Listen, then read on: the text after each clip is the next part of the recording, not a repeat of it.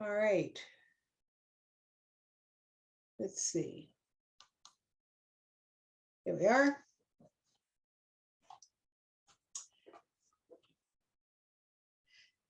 So, Sarush, can you read this opening slide, please? Sure. Can you hear me okay? Yeah. Okay. The source and origin of tyranny, Baha'u'llah in another tablet has affirmed, have been the divines. Through the sentences pronounced by these haughty and wayward souls, the rulers of the earth have wrought that which ye have heard. The reins of the heedless masses have been and are in the hands of the exponents of idle fancies and vain imaginings. These decree what they please. God verily is clear of them, and we too are clear of them, as are such as have testified unto that which the pen of the Most High hath spoken in this glorious station. Most of the slides from this section, the rest of the quotes, just keep reiterating this one particular theme.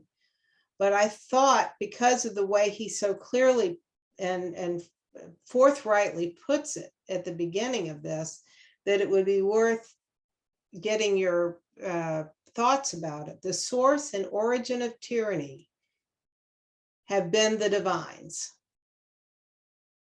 So he's saying tyranny in the world is due to the clergy, which is really amazing when you think about it, because religion should be the source of tempering society for good, raising morals, raising behavioral standards.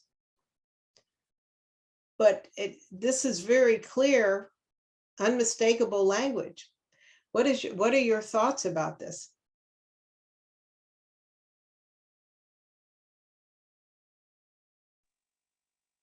I can say something. Sure. So I have friends that will, denounce religion, and, it's a source of conflict, source of wars, source of everything else.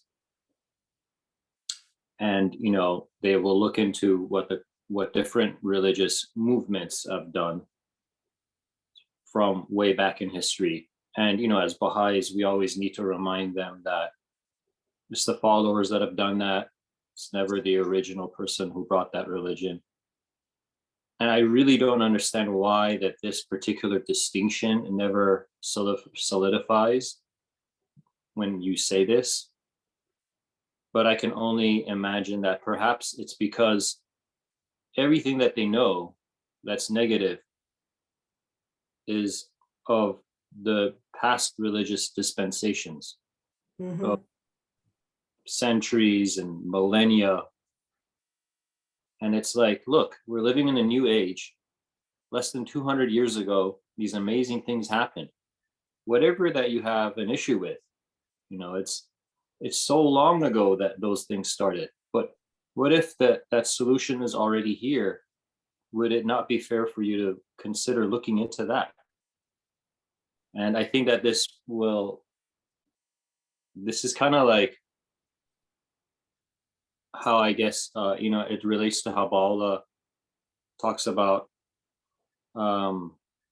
like how is the, either world, I think, what is it? How is this faith going to be established in the future? And of course, we all know he said that, mankind will be armed to the teeth. And then to figure out why all these wars and whatnot are happening, they look for the root cause. They discover its prejudice. Among that, the prejudice caused by religious strife. So they try to eliminate religion. They do that and realize man cannot live without religion. And then so the leaders in the world, they'll look through all the religions, do some research, and choose which one would actually work for today. They will inevitably, of course, conclude the Baha'i faith. So there you go. They're going to look at everything, and then they're going to find the source and origin of tyranny has been these divines, but they're not going to say that. They're going to say it's religion. Then by understanding the Baha'i faith, they're going to understand that there was one man who said that it's the divines. He eliminated clergy. He warned everything against it. He created a chartered a new world order, the like of which, as Baha'u'llah himself says, the world has, well, actually mortal men, right, have never seen, right?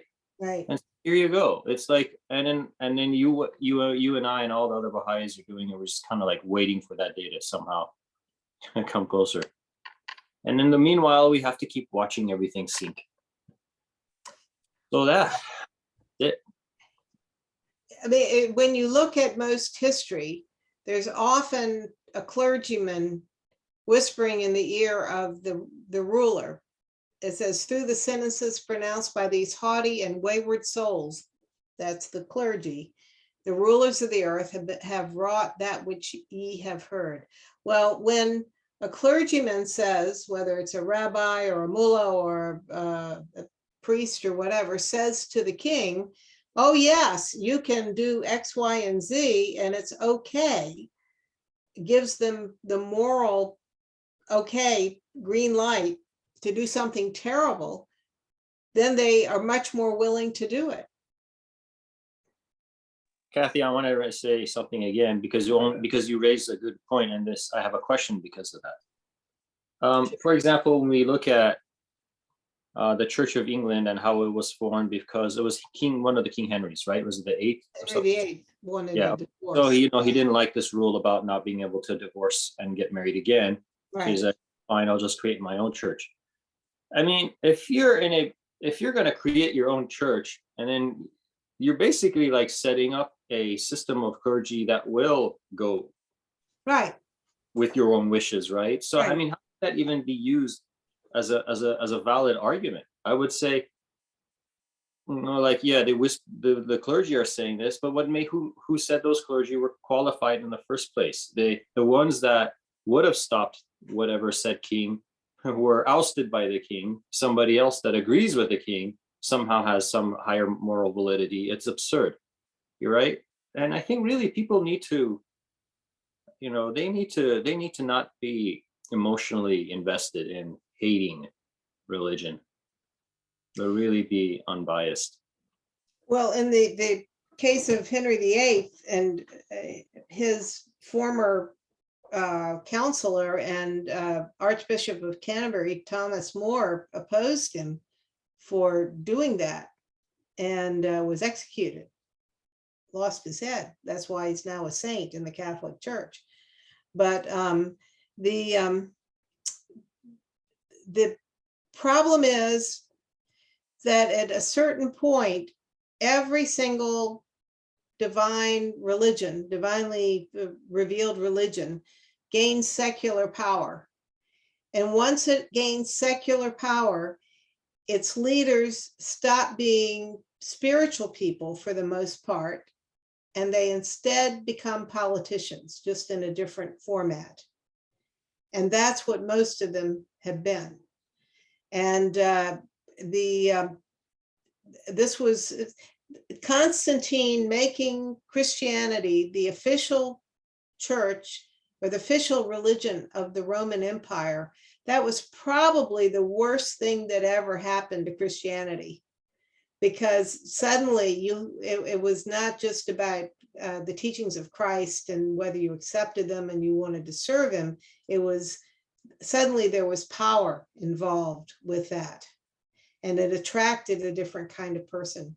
And that has been true throughout time. I mean, if you look at the early days of Islam, you look at the early days of Judaism and so forth, when it's a much smaller percentage of the population and people's lives are at stake. I mean, this will be the real test for the Baha'i faith when we start becoming powerful and having an effect on government. Now, we also have been promised that this is the day that shall not be followed by night, because we have the Universal House of Justice, which hopefully will prevent the kinds of abuses that happened in the past. But once there's earthly power that goes with being a clergyman, the spirituality just goes out the window. And they become politicians in robes, essentially. There's this wonderful story I heard from Mr. Nachavani that years ago, in the early years of the Universal House of Justice, they brought a couple from Iran to do some particular job. I think they were fixing some furniture or whatever. They had a particular skill, and it was needed there at the World Center. And so as they were leaving to go back to Iran, they invited this couple to come and meet with the House of Justice in the council chamber. This is when they were still at number 10 Haparsim, not up at the seat, in the early years of the House of Justice. And the husband started crying.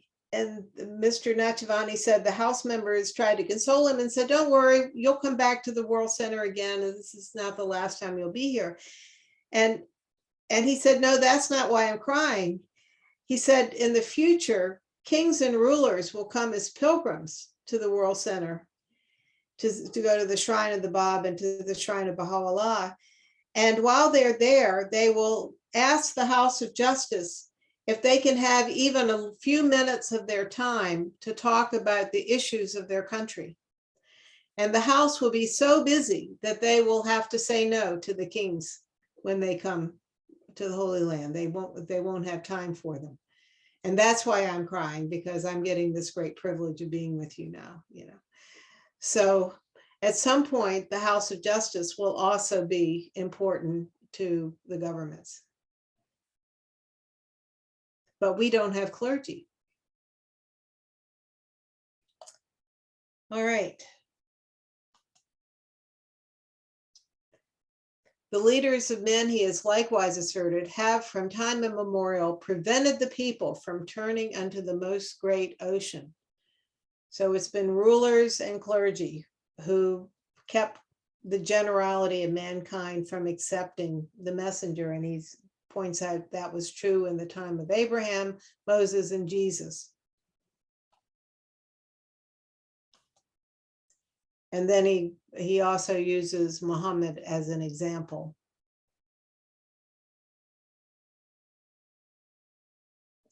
And he says, by my life, my pen groaneth, and all created things cry out by reason of the things that have touched him at the hands of such as have broken the covenant of God and his testament, and denied his testimony and gainsaid his signs.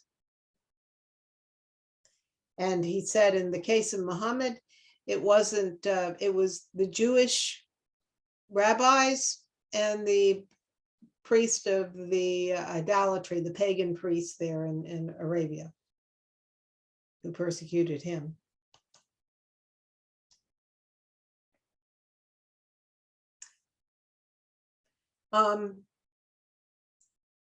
Donya, can you read this, please?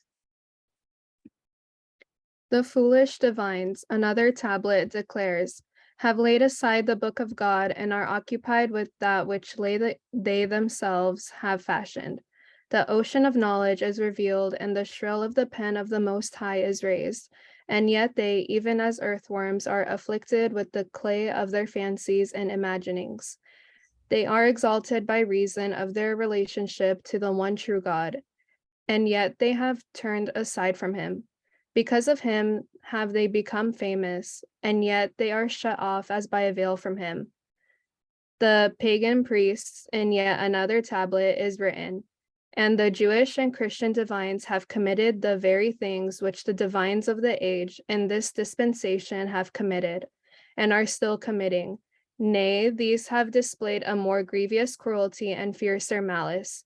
Every atom beareth witness unto that which I say. Now, pay attention to what he's saying in that first paragraph. The foolish divines have laid aside the book of God and are occupied with that which they themselves have fashioned. They are exalted by reason of their relationship to the one true God, and yet they have turned aside from him.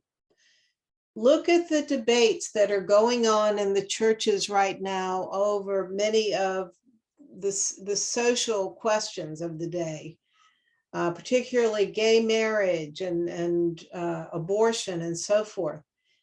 They don't refer to the Bible, even though their whole reason for existing is, in the case of Christian ministers or clergy, is to be exalted because of their association with God and Jesus. And yet they're not even making their opinions based on what Jesus had to say and what's in the Bible. I mean, for example, on the whole issue of homosexuality, the Bible, both Old and New Testament, condemns it. There's no equivocating about that. But yet most of the what we call mainline churches are rushing to not only ordain as clergy people who are practicing homosexuals, but to bless gay marriages. So they're not looking at the book and what Jesus had to say and what Moses had to say or what the Quran says. They're making their decisions without even referencing that which they say they believe in, which is really crazy. Any comments on that?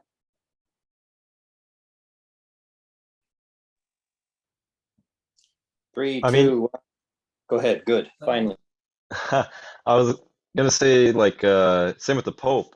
As far as I know it, the current Pope Francis is like the most, I don't know, he's like kind of taking a departure from the what's been kind of, I guess, been done or advocated by previous popes based on Wikipedia.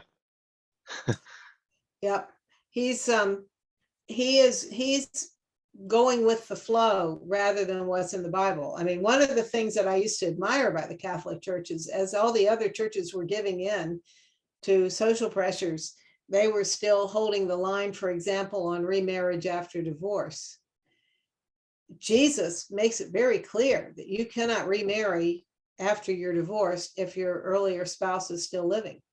I mean, that is very clear in the New Testament, not just in one place, but in more than one gospel. So this is why they had this whole comedy of annulments that the Pope would do. It's like, oh, you were married and had 10 kids, but it wasn't a real marriage, even though you had a big solemn ceremony in church, but we're going to annul it because it's more convenient so you can remarry. We'll find some defect in how you got married so we can say that the whole marriage was a sham. That's what King Henry VIII wanted. He'd been married about 15 or 20 years, had a teenage daughter.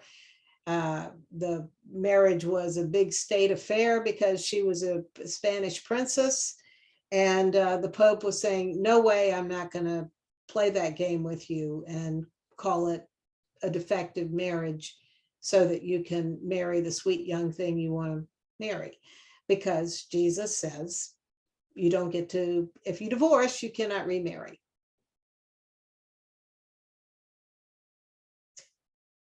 So, yeah, Shaheen?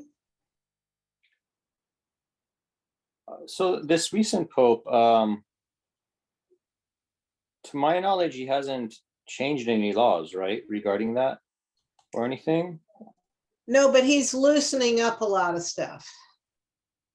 He's moving a lot more with the wind now in terms of a lot of these issues on divorce and gay, the homosexuals having more rights in the church and so forth. So he's moving in that direction.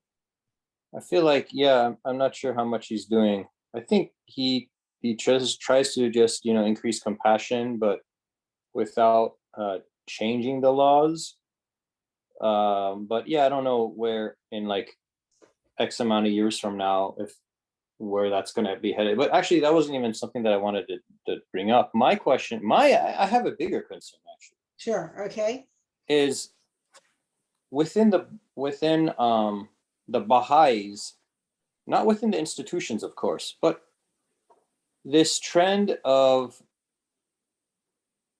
excessive liberalism in the Baha'i communities, such as in the Bay Area or whatever, which prioritize the ideologies of movements over weighing them against weighing them against the standard which Baha'u'llah has defined as the balance, right? Right. So I really, and obviously the remedy would be to deepen, but what I don't like is that, for example, not that I don't like, I should change my wording. What is a concern of mine is when there'll be a subject that we need to deepen on, and we'll read the writings, but then people will stick to a personal opinion.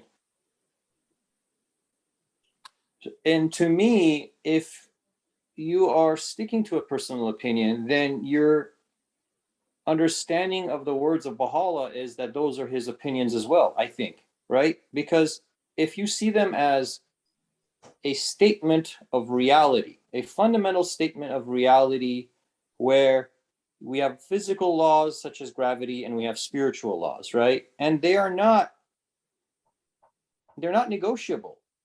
Right. A Right. person, right? And but yet these people are trying to, in their minds, reconcile something rather than say, this doesn't require reconciliation. This requires me to shift my view, my imperfect worldview, to the worldview of the omniscient. Right? And I think that this shows at least a lack of appreciation of what it really means to be a manifestation of God, a completely different class, a different order of being altogether, right? That's in a meat sack for our benefit, but is a completely different substance, as the Bab says. His clay is different than ours. This appreciation, I wish we could inculcate in some Ruhi book or something like that, Well, you're exactly right. And this is one thing that I've come to realize. For years, we actually used to teach the faith in the West like we were teaching a political movement. We believe in the equality of men and women, and, the oneness of humanity and elimination of prejudice and world government and so forth. There was a little teaching card that had the 10 or 12 basic principles of the faith. I just listed off some of them. Well, people who don't believe in those things these days are brain dead, essentially. There's no point in talking to them. So most people, they investigate the faith by trying it on like they're trying on a piece of clothing to see if it suits them, if it's what they already believe. What they should be doing is looking for a teacher. And so if we can help them understand that that's what they really need is a teacher. And then if he says jump over a fire every Tuesday at 8:00, you just say, how big do you want the fire? How high do you want me to jump? Because he understands things we don't understand. And, this is why I just love the image of the bird sitting on the divine. He talks about lo, the nightingale of paradise singeth upon the twigs of the tree of eternity with holy and sweet melodies. This idea of a bird sitting on a tree, and he also often uses the word sudarato mantaha for, excuse my Persian, for the tree. And that's the tree, that's the boundary between the wilderness and civilization that marks the end of civilization. It's the last tree lining the road. So he is looking into the next world, into the unknown from that tree and telling us what he sees there. And he's also telling the next world what he sees in this world. Well, none of us are birds sitting on the boundary between this world and the next. Only the manifestation of God is. So when he says it's not a good thing to do any of the following, he knows what he's talking about. We don't know it, but he knows it. When the Bab says it's not a good thing to cremate, because the body the human temple has to be treated with respect after death. We can't understand all the spiritual things and how the universe and the next world works as to why it's not a good idea to cremate. We just accept that he knows what he's talking about. He's got more information than we do. So I'm skipped ahead to this one slide, the next one that says, oh, leaders of religion, weigh not the book of God with such standards and sciences as are current amongst you, for the book itself is the unerring balance established among men. The measure of its weight should be tested according to its own standard. So this, you're exactly right. This is, the Baha'is are as guilty of this as anybody else. If Baha'u'llah is who he says he is, then what he says we have to take as being true. If once we've accepted him to be who he says he is, that's the test. But it's very easy because it's hard to be in a room full of people who are talking about some of these current issues and they don't like what the Baha'i teachings are on them. I mean, we think abortion is murder. Abortion is murder. You can't say that out loud in many places, even though it's the truth. We think it is not pleasing to God to enter into abnormal sexual relationships or to have any sexual relationship outside of marriage. If you say that out loud, people are going to think you're nuts in many places, right? So they worship no God but their own desire, who bear allegiance to naught but gold, who are wrapped in the densest veils of learning, and who, enmeshed by its obscurities, are lost in the wiles of error. This is true for the lay people as it is for the clergy. Welcome, Mateen. And so he then reminds us, by my Lord, the all-merciful, all on earth shall pass away, and this is the face of your Lord, the Almighty, the well-beloved.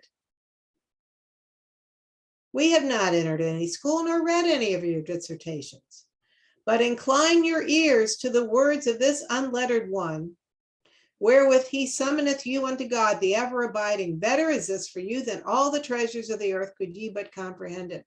So we're going to be walking against the crowd if we accept him. Do we believe that he is the face of our Lord? I mean, that's really what the Baha'is have to think about, right? Is he the face of our Lord? And I got to tell you, just speaking for myself as a lawyer, the evidence is so overwhelming. You have to deny all the evidence to come up with any other conclusion, but that he is the face of our Lord. Shaheen, you were going to say something.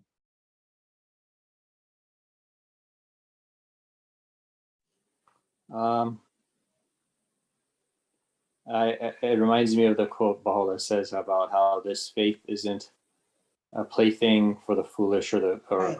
for the faint of heart. Right. Exactly. More like you're entering into an arena or a field of battle. Exactly. And right. That I don't have a problem with. I will face that. Especially among non-Baha'is, I say to myself, well, they don't know. It's my disheartening comes from people, and if they're teenagers, they got to learn. That's fine. But when it comes from adults who have kids, who then wonder why in 5 to 10 years their kids are kind of like, sometimes off the rails. It's like you indoctrinated them with stupid sayings like enjoy life and the whole YOLO movement and whatnot. It's like you need to teach them what enjoy life means. If you want to enjoy life, you got to create boundaries. The boundaries have to come from the Ahdas, or else don't be surprised that your kid is on drugs and on just brains are fried and doesn't know what he's talking about like most of the time. Is like, you caused that. You were a bad mother. End of story. And you can't tell them to say these things because you have to be so wise and words as mild as milk. It's like, you caused this. You added to the suffering of the world. But honestly, and I don't want to go on a rant, but it's like, it's just frustrating that I feel like it's one thing to be a physically isolated person from other people, right? We all are social creatures, but it's far worse to be spiritually isolated, I think. To have people who refuse to relate on this particular level on something as so critically important. more important than anything else. And then beyond that, of course, we shouldn't even mention it, is anybody who acts hypocritically, deliberately. I had a friend in college that acted that way. It was devastating. I think his effects are still to the next generation of people right now.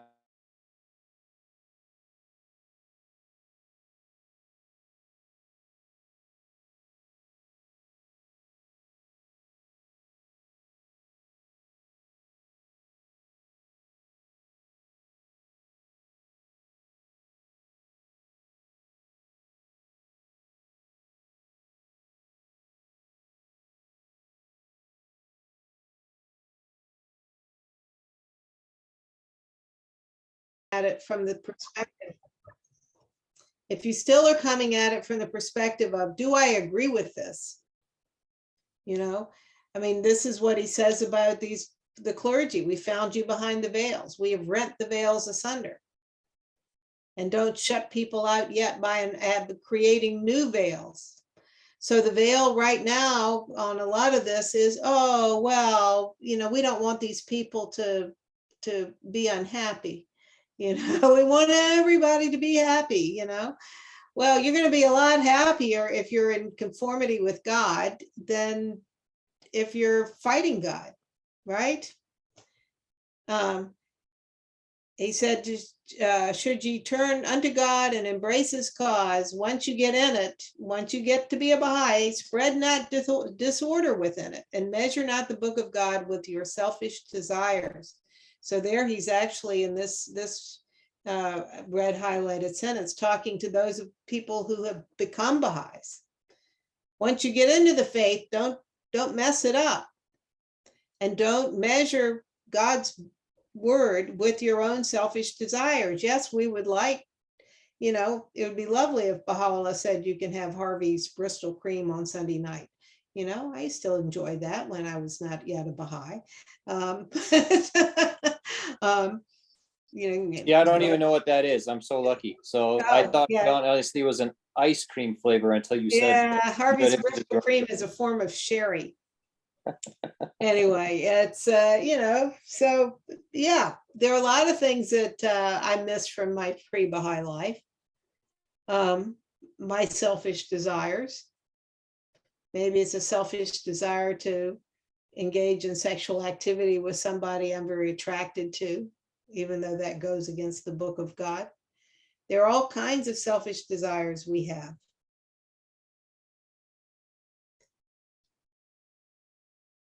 Any comments? Shaheen and I have been having an interesting conversation. You're welcome to jump in, the rest of you.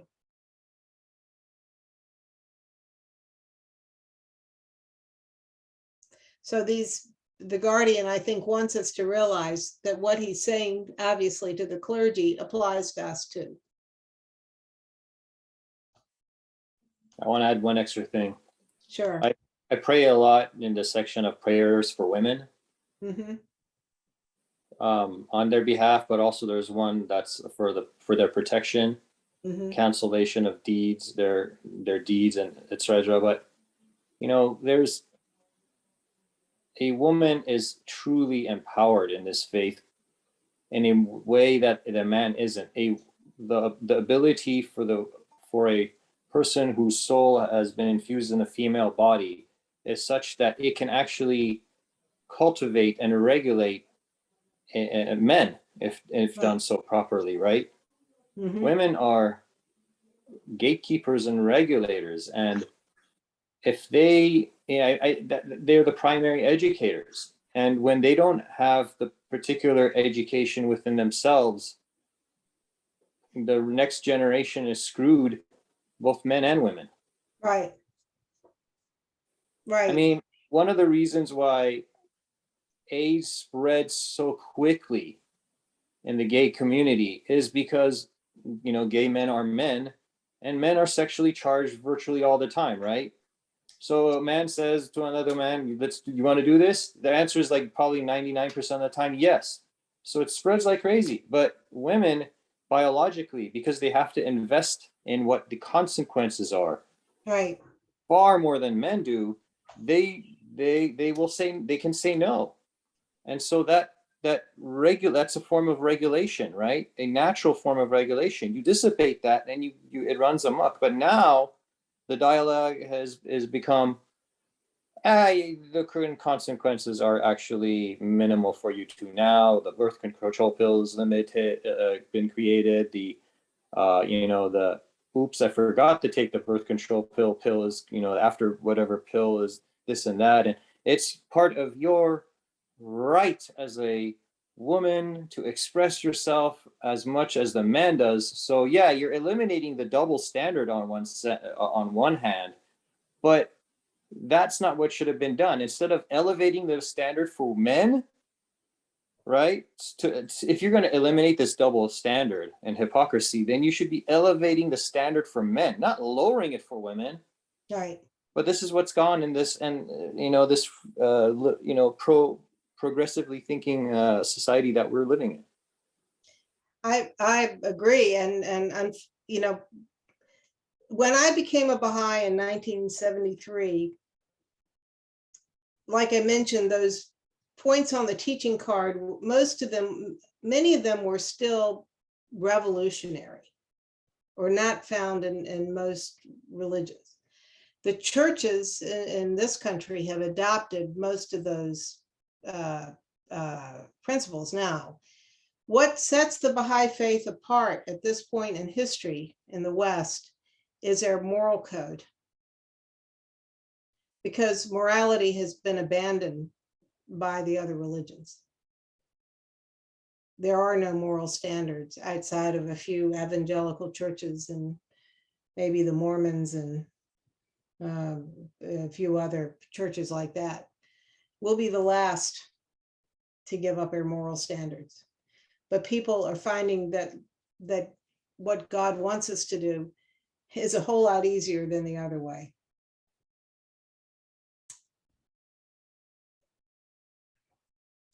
This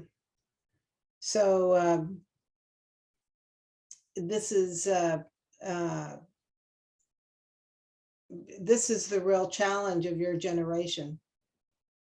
I mean, I can tell you as a former legal aid attorney that if, for example, we went into into society and preached chastity, we would solve a huge percentage of problems. If we preached chastity and marriage, those two alone would solve all kinds of social problems right then and there. And if we added avoiding alcohol and substance, mind-altering substances, we would get rid of probably 60-70% of the social problems in the world, right there. And I can say that not based on the Baha'i writings, but based on my experience working with dysfunctional people and dysfunctional families. So this is for our benefit.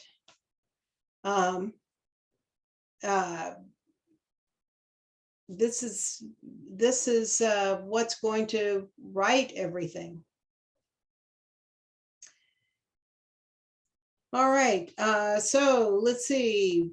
Donya, can you read this slide, please? Had ye believed in God when he revealed himself, the people would not have turned aside from him, nor would the things ye witness today have befallen us. Fear God, and be not of the heedless. This is the cause that hath caused all your superstitions and idols to tremble, O concourse of divines. Beware lest ye be the cause of strife in the land, even as ye were the cause of repudiation of the faith in its early days. Gather the people around this world that hath made the pebbles to cry out. The kingdom is God's, the dawning place of all signs. Tear the veils asunder in such wise that the inmates of the kingdom will hear them being rent. This is the command of God in days gone by, and for those to come. Bless the man that observeth that whereunto he was bidden, and woe betide the negligent. Thank you. Any comments on that?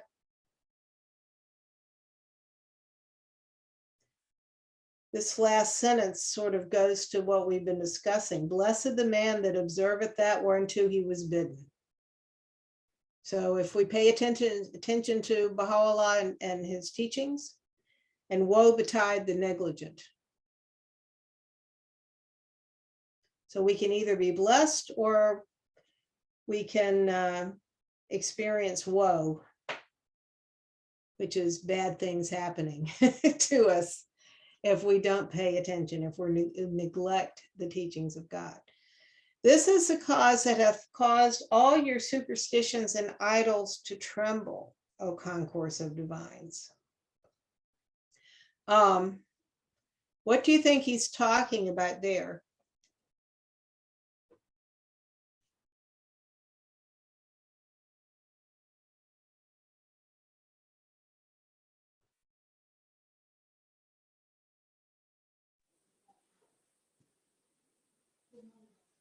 I don't know. So Is well, I mean, let's take the dear country of Iran and the superstition about the hidden imam coming. The faith clearly has strong teachings that get rid of that superstition at this point, and idols to tremble. But look at how the government of Iran and the clergy use the hidden imam as part of how they prop themselves up, right? And our faith says he's already come, and he didn't come like you said he was going to do, and we can explain it all in a rational way. So it undoes all these props, superstitions, and idols. And we are to tear these veils asunder in such wise that the inmates of the kingdom will hear them being rent, which means we're to be bold, right? As we proclaim the hidden imam is come. The government of Iran does not represent the hidden imam, right? The clergy don't represent, they're not placeholders for the hidden imam anymore. There are other kinds of superstitions and idols in all the different faiths of the world. We just would need to stop and think about what they are. But anyway, that's the example that comes to mind.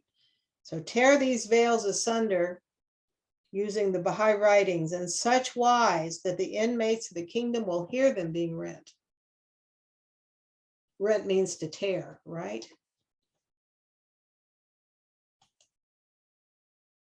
And again, how level the spears of hatred? How long will ye level the spears of hatred at the face of Baha? Rein in your pens.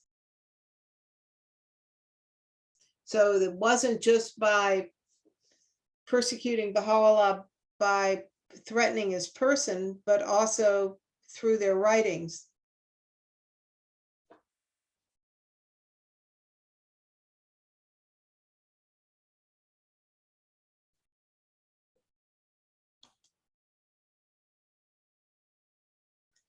And now the next few slides, the next few are talking about the challenges both the Bab and Baha'u'llah gave to the divines.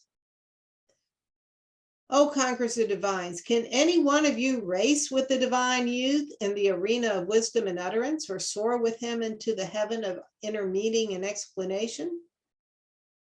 Can the one possessed of wooden legs resist him whose feet God hath made of steel? Nay, by him who illumineth the whole of creation. That's a biblical reference, right? Right. Or actually in the Bible, I think it's bronze, no? Well, Well, actually, I think it's in the Quran where it Or talks they about didn't- feet of They didn't have brass. steel back then anyway, feet yeah. of steel, yeah. So he's challenging them now.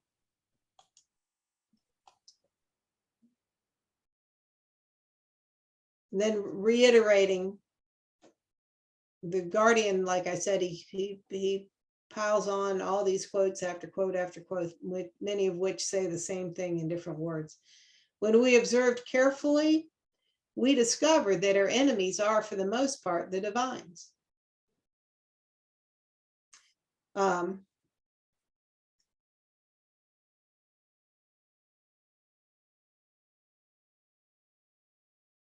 and he does in this toward the end here, even though he says when he sounded the trumpet, which is his pen, the divines and the learned and the doctors and the rulers swooned away, except such as God preserved as a token of his grace. So there were exceptions. Among the rulers, the learned, the divines, there were some who were good people, who were spiritual people, and God preserved them.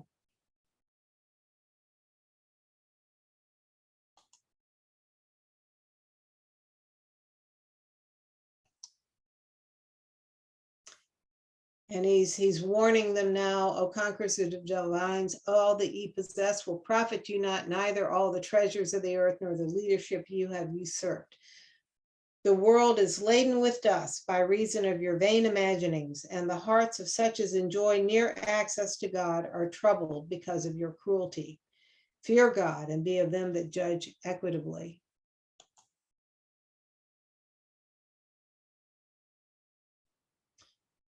But now he's coming back to those people who study religion, who study truth. Oh, ye the dawning places of knowledge. That would be my interpretation of what that means, dawning places of knowledge. Beware that ye suffer not yourselves to become changed, for as ye change, most men will likewise change. This verily is an injustice unto yourselves and unto others. He's warning us here that those people, say the scholars in the Baha'i faith, or the people who like to give talks are knowledgeable.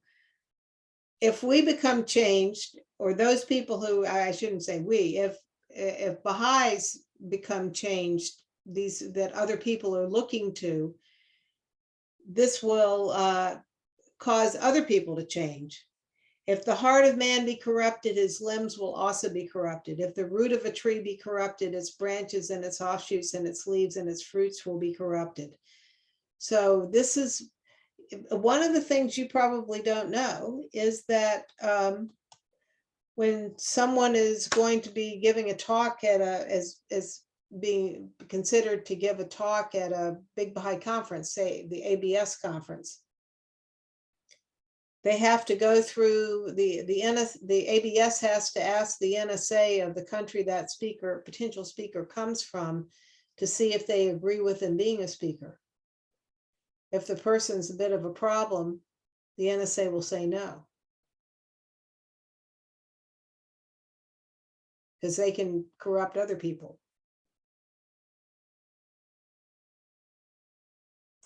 O concourse of divines, be fair and nullify not the truth with the things ye possess. Peruse that which we have sent down with truth. It will verily aid you and will draw you nigh unto God. So Baha'u'llah has given us the truth, which will aid us and draw us unto God, if we judge it fairly. And he's now letting them know, we make mention of you for the sake of God and remind you of his signs and announce unto you the things ordained for such as are nigh unto him in the most sublime paradise. He hath come for your salvation and hath borne tribulations, that ye may ascend by the ladder of utterance unto the summit of understanding. So he's doing this because he's calling them out because God has asked him to, and he's doing it for their benefit, for their salvation.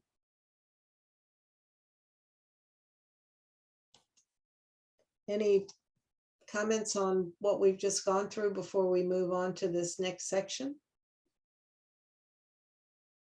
Trying to go a little faster tonight, as you can tell.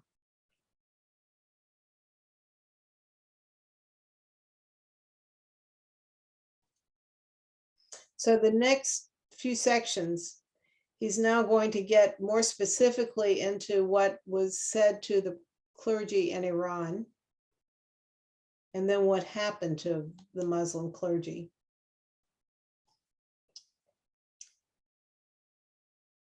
So now he's reminding us that it wasn't just Baha'u'llah who addressed the Muslim ecclesiastics, it also was the Bab.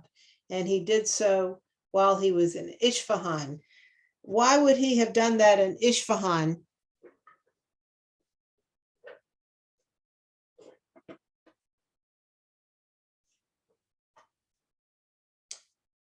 So if you are a Shia Muslim, Karbala and Najif are the places that are the sort of the center of your world, other than making pilgrimage to Mecca and Medina. But what is special about Isfahan, Shaheen?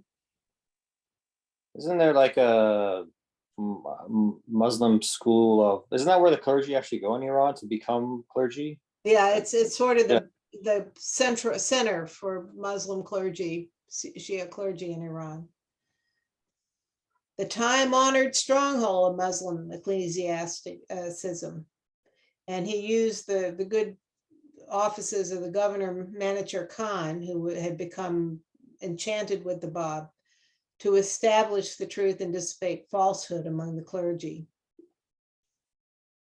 And of course, we know he sort of was in a contest with them, you could almost say, in sessions with these high-ranking clergy in Isfahan. He asked to meet with them, to be brought face to face with those clergy and produce proofs and testimonies in the presence of His Majesty the Shah. And the clergy, of course, denounced the offer as a great presumption and amazing audacity by the divines in Tehran. And he was, the same sort of thing happened in Baghdad with Baha'u'llah. And where he offered the clergy in Najif and Karbala, the twin holy cities of Mecca and Medina, to agree on a miracle they wanted performed and signed and sealed that statement, and he would produce it. But they were unwilling to go forward, saying this man is an enchanter. Perhaps he will perform an enchantment and then we shall have nothing more to say. He's a wizard. And the same thing happened in Iraq. We wished to come together with the divines of Persia. No sooner did they hear this than they fled and said, he indeed is a manifest sorcerer.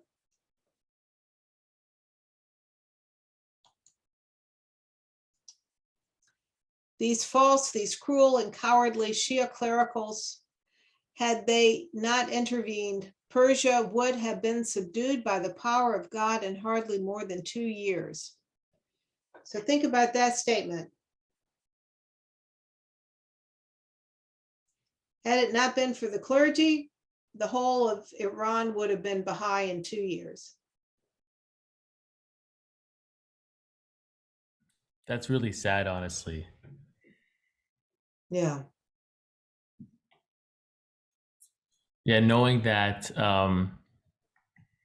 like the word of God, the word of Baha'u'llah is so valuable, and it could have been that easily done, but now we're gonna have to go the hard way. Right. But they're going to pay for that, because it says, on the day of resurrection, ye shall, upon the bridge, be in very truth held answerable for the position ye occupied.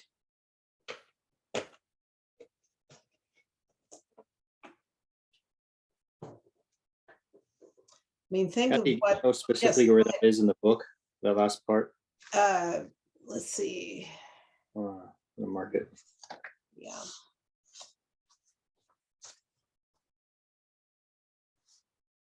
Okay, I have it on page 85. Yeah, I found it. The second to last paragraph, these false, these cruel and cowardly Shia clericals. You see it, Shaheen? Yeah, okay, good, okay. It's really a pretty amazing statement.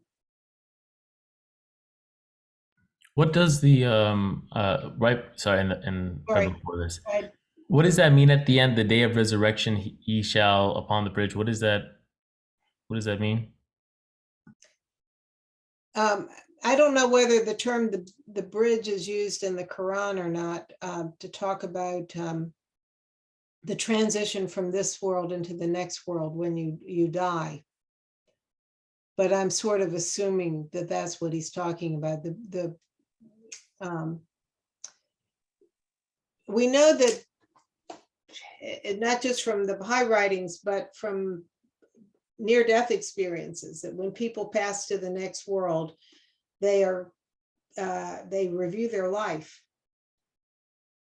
and they actually judge themselves, but they judge themselves with the knowledge of what they've done. So on the day of resurrection, ye shall upon the bridge be in very truth held answerable for the position ye occupied. But the day of resurrection also,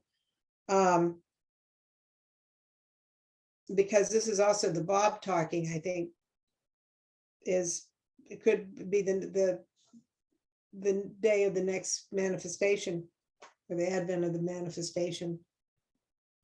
At that time, they will be also answerable. That's what I was wondering, is if in the next world are these Shiite clerics and individuals who, like, did terrible things to Baha'u'llah, are they, do they feel guilty, or do they feel like, that they're accomplished? Like, are they held accountable like it says here, or is it more like, how is the reaction to that? I don't know, what do the rest of you think?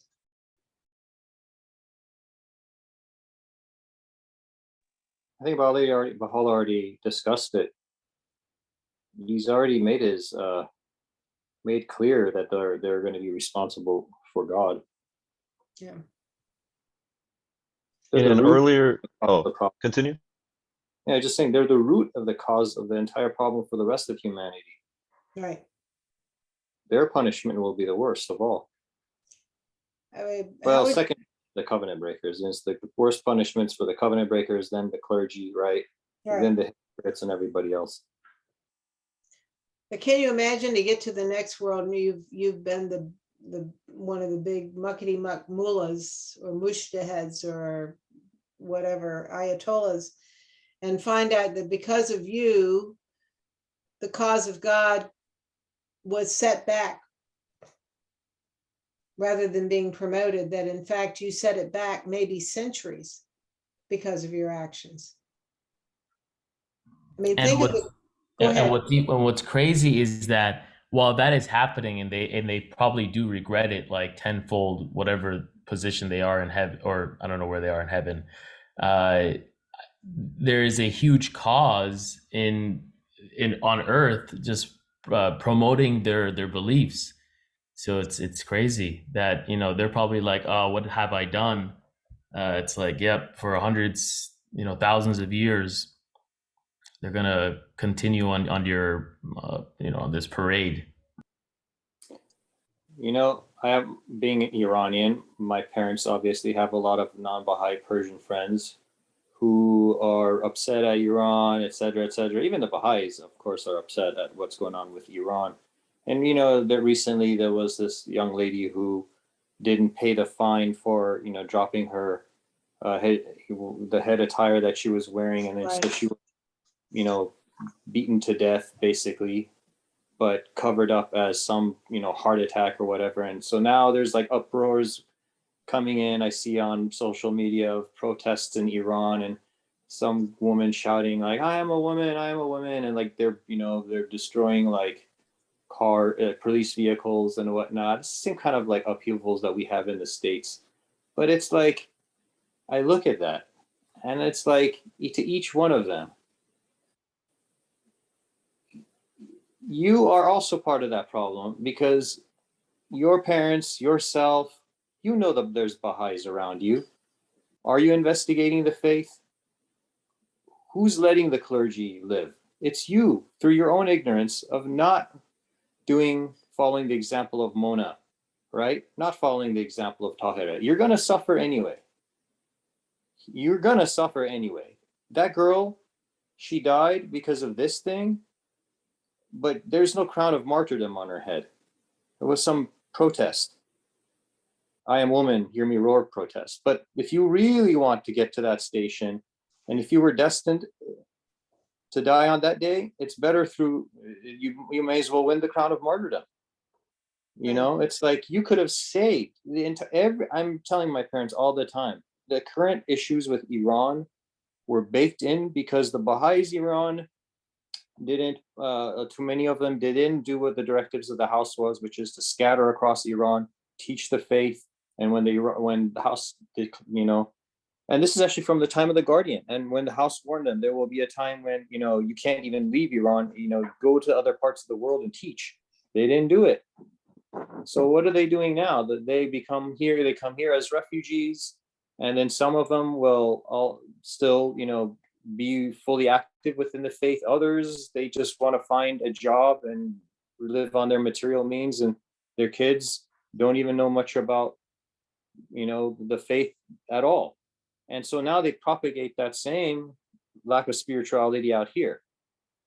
It's like, what are you doing? You're just contributing to this decay. I feel bad for the Iranians living in Iran. Don't get me wrong, but you can't, like, you have to tell them, look, it's your fault too. Two manifestations of God came in within a few generations in your own life, of your own lifetime. You didn't pay attention. You let these weeds come in, which are the clergy. If you have a lawn, any gardener, landscaper will tell you, you know, you got to have thick grass, and then outside forces, which are evil, they, you know, Right. God's justice is swift. There's nowhere that says in any of the writings it's like, in fact, God's justice is here and in the next world, and it's swift, it's immediate. We might not see it that way, but it is. This is all happening because of that one issue. Right now, I would want to know if somebody were to, let's say, a Baha'i were to speak at some Persian center in a university, you know, about this very situation in Iran, and say, look, the first person who unveiled herself was a Babi, but yet you claim that Babis and Baha'is are spies. Even you people who are out here, who are supposedly having no religious affiliation, where maybe you'd even care about religion either way, somehow these divines or the government or whatever is, you're allowing them to penetrate your mind. You're not sympathetic enough for the Baha'is in Iran to say, why are they being jailed?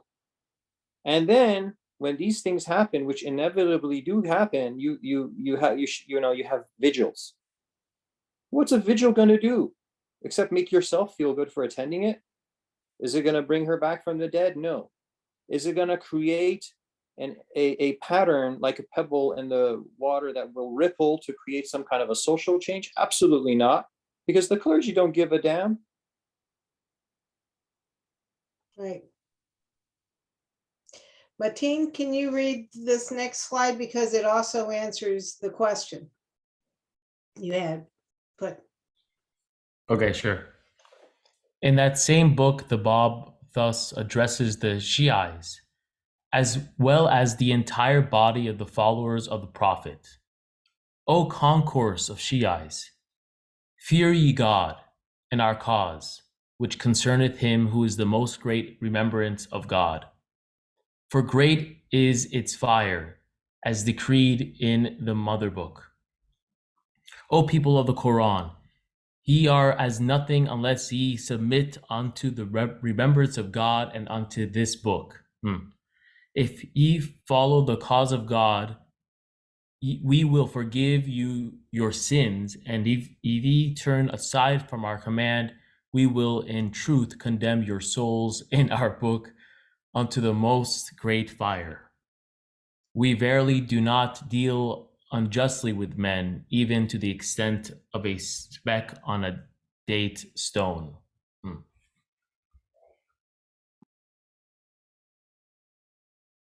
I don't know how big a speck on a date stone is, but yeah. There's your answer, Mateen. I mean, this is serious business, right? Being a Baha'i is serious business. God's work is serious business. On the question of what these people will deal with in the next world, Mateen's question reminded me of this line from the Let the Oppressor Desist, where the Bab says, I swear by the truth of God, were he who hath been willing to treat me in such a manner to know who it is whom he had so treated, he verily would never in his life be happy. Nay, I verily acquaint thee with the truth of the matter. It is as if he hath imprisoned all the prophets and all the men of truth and all the chosen ones. Woe betide him from whose hands floweth evil, and bless the man from whose hands floweth good. So I guess it won't be fun finding out what they've Right, done. right.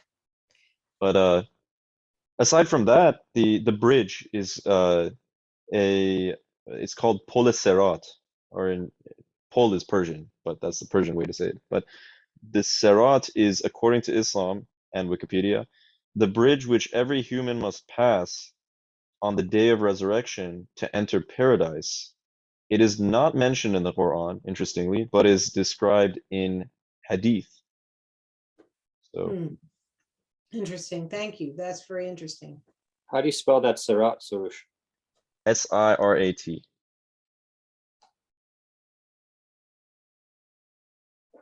Thank you. So the Bab made this, what Shoghi Effendi refers to as a startling prophecy.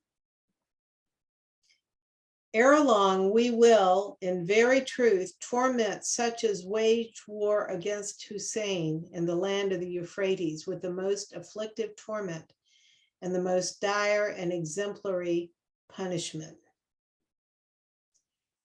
Ere long, he also said, will God wreak his vengeance upon them at the time of their return, and he hath in very truth prepared for them in the world to come a severe torment. Prepared for them in the world to come a severe torment. So who are these people who waged war against Hussein? So that's also probably referring to the Sunnis, right? In the land of the Euphrates, which is Iraq. I don't think anybody in Iraq wants to live through Saddam Hussein's time again, or some of the other awful things that have happened in that area. But that wording freaks me out a little bit. You know, when it says like, you know, prepared for them in the world to come, like he has prepared something like he's like, you've seen what I can create and what I have done and all the good things I can create, all the pleasures I can create. But like, I don't want to see his other side either. And what's interesting is that I've seen a lot of writings where like majority of them are, you know, loving and, you know, it's about, you know, peace and unity. But there's a few that is about the covenant breakers and those that have done, you know, terrible things, like the, you know, imams and you know, what is it, you know, all these clergies, and this is for them. I think this is a direct writing for them. That's what I see, in my opinion. Prepared for them, the world to come a severe torment. And I really don't want to know what that is, but I'm extreme. I'm thinking, it's weirdly because it's going to be for eternity. It's going to be bad. well, also remember, when is this book coming out? March of 1941, one of the worst periods of World War II. The Nazis are out there wreaking havoc on millions of people. The Japanese and the fascists under Mussolini and so forth are wreaking havoc on millions of people. And this is the God is God of history, and God is just. And we may not see the immediate consequences, but the souls who carry out terrible things are going to pay a price for it. And the people who are part of that are going to pay a price for it. Such as wage war. It's not just those who wage war against Hussein, because they're long dead, but the kinds of people who persecuted Imam Hussein, that also persecuted the Bab and Baha'u'llah, they're going to pay for this.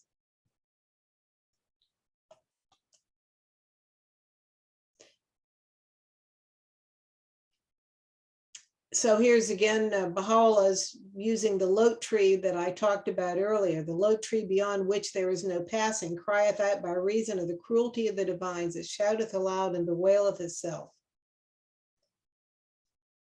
And then he warns the clergy. He says, it is necessary for them to meditate, nay, to meditate for 1,000,000 years, that haply they may attain unto a sprinkling from the ocean of knowledge and discover the things whereof they are oblivious in this day. I mean, he's telling them to really consider this very careful. Meditate for 1,000,000 years so that they'll get even a sprinkling from the ocean of knowledge, because they are clueless. Where my thing is, Kathy, where did they go wrong?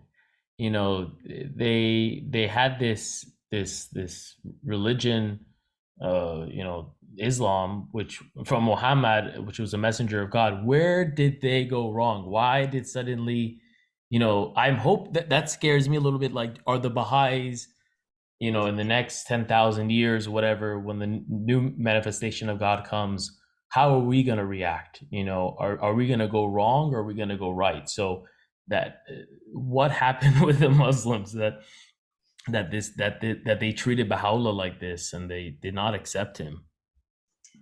You missed the earlier part of this, Mateen, where we were reading some sections where Baha'u'llah basically talks about they stopped paying attention to the book, their holy books, and start making up stuff themselves, basically, to paraphrase it. And once you go down that road, you can also look at the holy books without understanding the spirit of the holy books, right?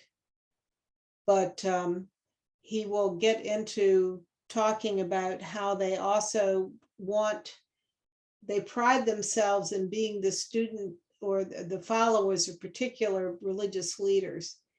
And because of the pride they take in that, and the way in which they create a world around for themselves around being a follower of a religious leader, that when someone else comes along who is the new leader, the new manifestation of God, they have too much invested to make a change. So they've, one of the hands of the cause that we really, really, really have to admire is George Townsend. George Townsend was a British clergyman, and he was married to a woman who was not a Baha'i and wanted to be a Baha'i. And he knew if he became a Baha'i, not only would he be thrown out of the church, he would lose his pension. He would be destitute in his old age. So, there are practical aspects to putting your whole life into being a professional religious person. But that's an excellent question. Anyone else want to respond to Mateen based on some of what we read earlier? Why did they not listen?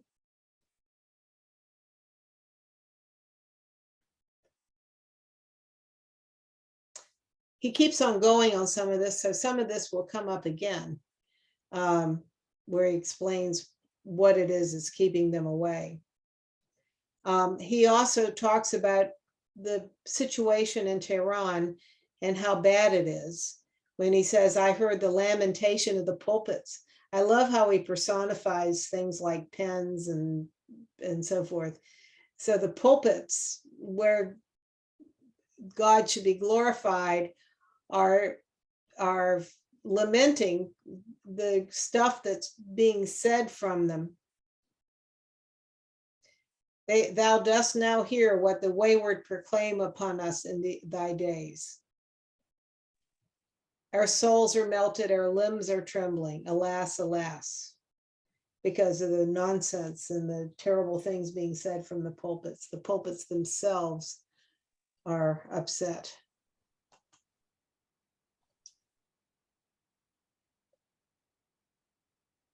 One remark. Yeah. Now, and in the secular side of things, Twitter and TikTok seem to be another form of a pulpit. Right. That they're being used. Right. That's true. That's true. And I'm sure that those are lamenting the garbage that's being put on them.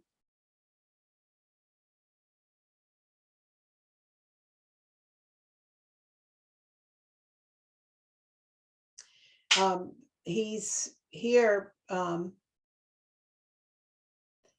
these thick clouds, he's using the term thick clouds again to describe the clergy, are the exponents of idle fancies and vain imaginings, who are none other than the divines of Persia.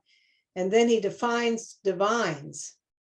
Baha'u'llah says he means by that men who outwardly attire themselves with the raiment of knowledge, but who inwardly are deprived therefrom. And he talks about this in the hidden words, so you'll be very familiar with these. Sarush, can you read these two hidden words, please? O ye that are foolish yet have a name to be wise, wherefore do you wear the guise of the shepherd, when inwardly ye have become wolves intent upon my flock? Ye are even as the star, which riseth ere the dawn, and which, though it seem radiant and luminous, leadeth the wayfarers of my city astray into the paths of perdition. And likewise he saith, O ye seemingly fair, yet inwardly foul, ye are like clear but bitter water, which to outward seeming is but crystal pure, but of which, when tested by the divine assayer, not a drop is accepted. Yea, the sunbeam falleth alike upon the dust and the mirror, yet differ they in reflection, even as doth the star from the earth. Nay, immeasurable is the difference. So if you were wondering what these two hidden words were about, it's about the divines, these people who on the outside appear to be knowledgeable, but don't on the inside have the character and the insight.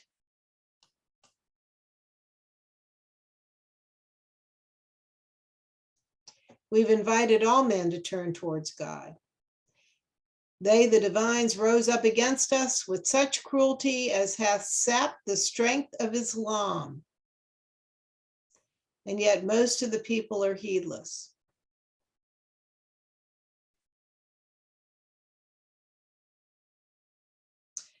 The detestable Shia divines have remained until the present time hesitant and perverse.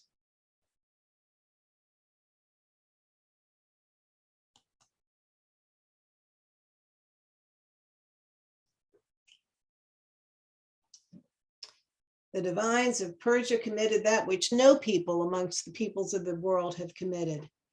And if this cause be of God, said the ambassador from the Shah to Constantinople, if this cause be of God, no man can prevail against it. And if it be not of God, the divines amongst you, and they that follow their corrupt desires, and such as have rebelled against him, will surely suffice to overpower it.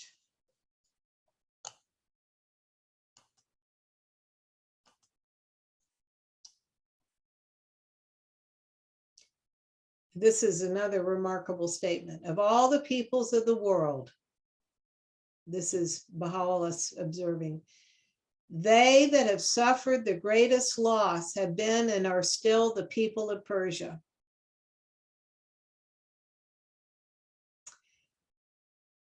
The lamentations of the pulpits in that country are being raised continually.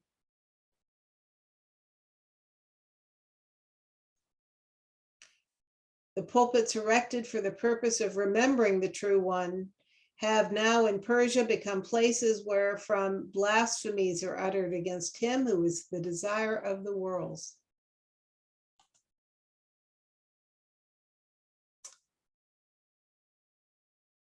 Were they to become aware of one of their acts and perceive the mischief it hath wrought, they would with their whole own hands dispatch themselves to their final abode. They'd commit suicide if they understood what they have done. As they have gathered together, established themselves among their seats, and have spoken that which would put an animal to shame, how much more man himself?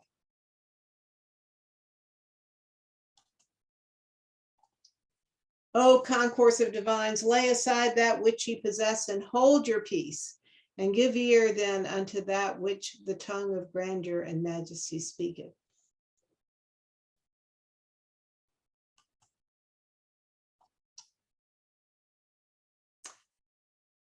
It says these women who have become Baha'is, even just a nail, if you cut a piece of the fingernail off of one of these believing handmaidens, is more esteemed in the sight of God than the divines of Persia, who after 1,300 years waiting have perpetrated what the Jews have not perpetrated during the revelation of him who is the Spirit.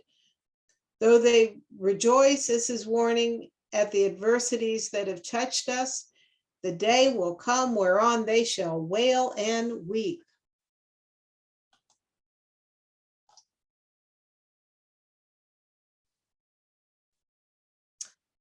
Shaheen, can you read this one, please?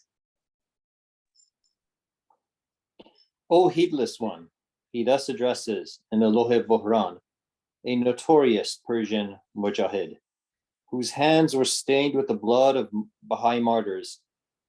Rely not on thy glory and thy power. Thou art even as the last trace of sunlight upon the mountaintop. Soon will it fade away as decreed by God, the all-possessing, the Most High. Thy glory and the glory of such as are like thee have been taken away, and this, verily, is what hath been ordained by the one with whom is the mother tablet. Because of you, the apostle Muhammad lamented, and the chaste one, Fatima, cried out, and the countries were laid waste, and darkness fell upon all regions.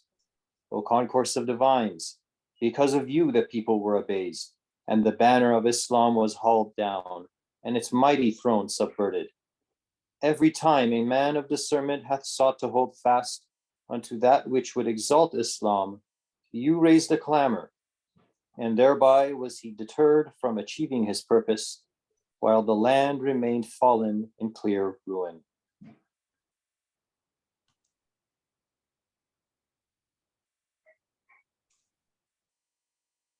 And then he again prophesizes regarding the Persian clergy. In my name, ye have seized the reins of men and occupied the seats of honor. And that is in the name of God's messengers.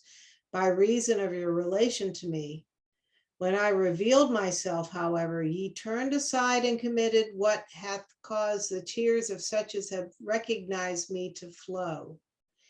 Ere long will all that ye possess perish, and your glory be turned into the most wretched abasement, and ye shall behold the punishment for what ye have wrought as decreed by God, the ordainer, the all-wise.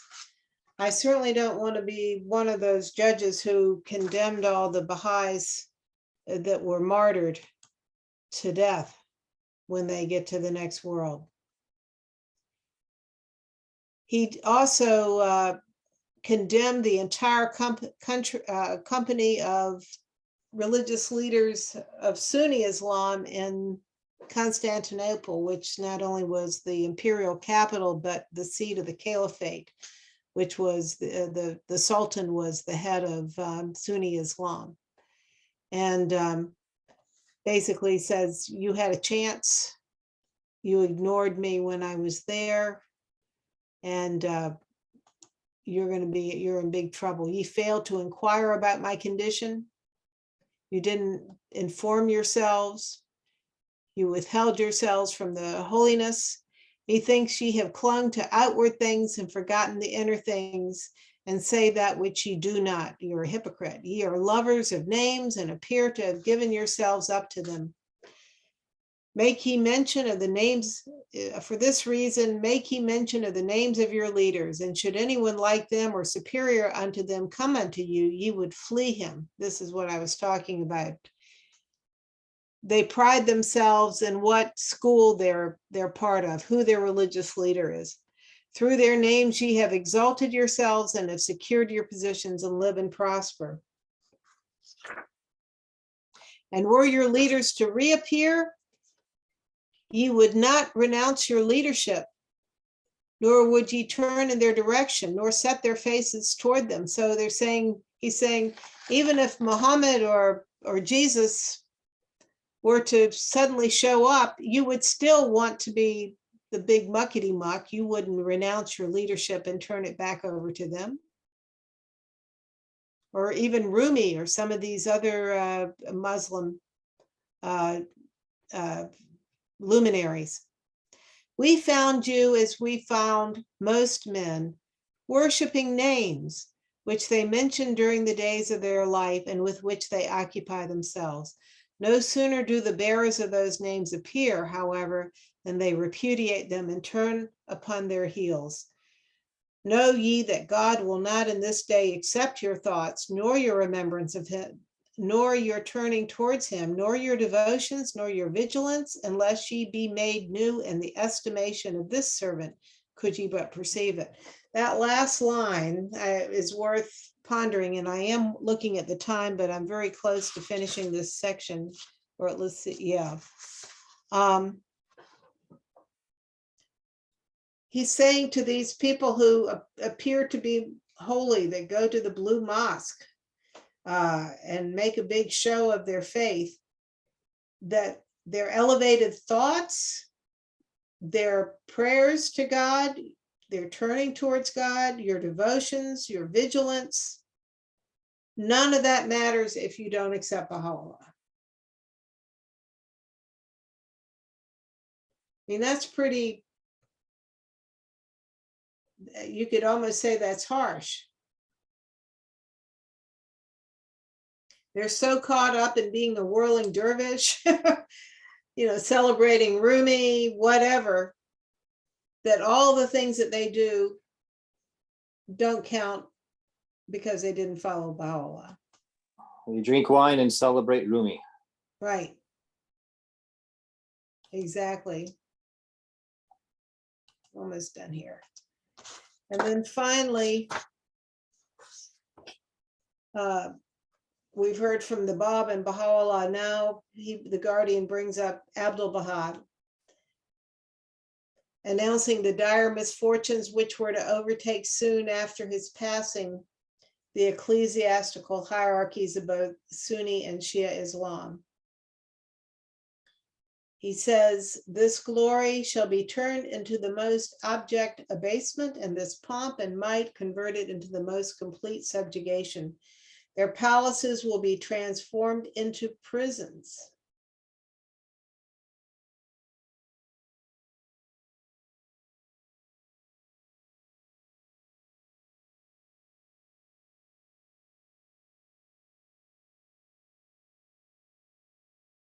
In the July sun.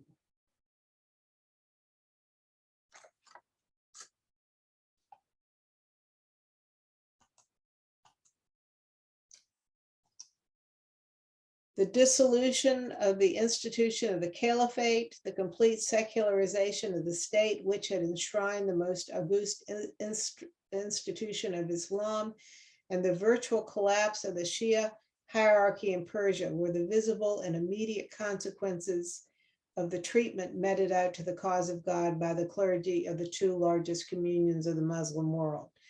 He's talking about not only the Young Turks revolution, which overthrew the Sultan who was the caliph, and in 1924 they announced the end of the caliphate, but under Ataturk, the Turkish Ottoman Empire, what was left of it, became completely secular. This is what Erdogan is trying to reverse at present. But Turkey became a completely secular state.